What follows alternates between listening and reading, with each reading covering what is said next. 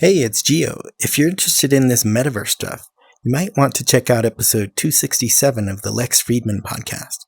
I've been listening to this podcast on and off since it was called the Artificial Intelligence Podcast a few years ago, and I highly recommend it if you're interested in the people or topics he covers.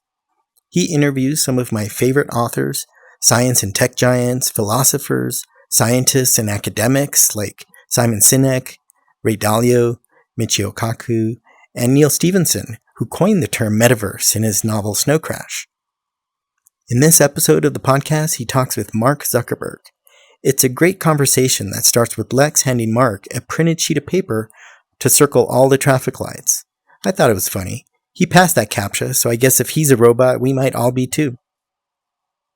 Some key takeaways of the episode include a definition of the metaverse, which he described as a time when immersive digital worlds become the primary way we live our lives and spend our time.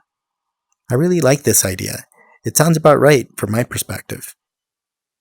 The thing that's different about XR is the feeling of presence, the feeling that you're in an experience and that you're there with other people in some other place or world together.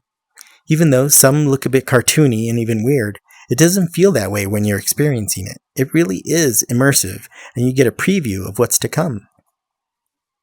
My brother and I get together all the time, and even though we're 1,000 miles apart, it feels like we're together experiencing the same thing in the same world.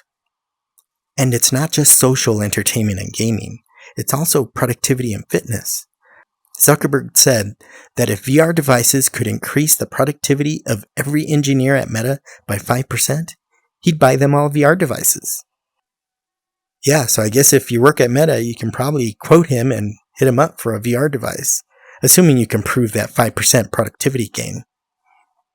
I already do spend a growing amount of time in my virtual work environment and working out with great fitness apps.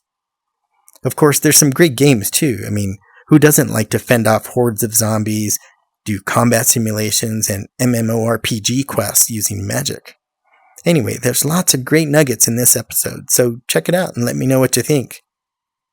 The future is closer than we might think. See ya.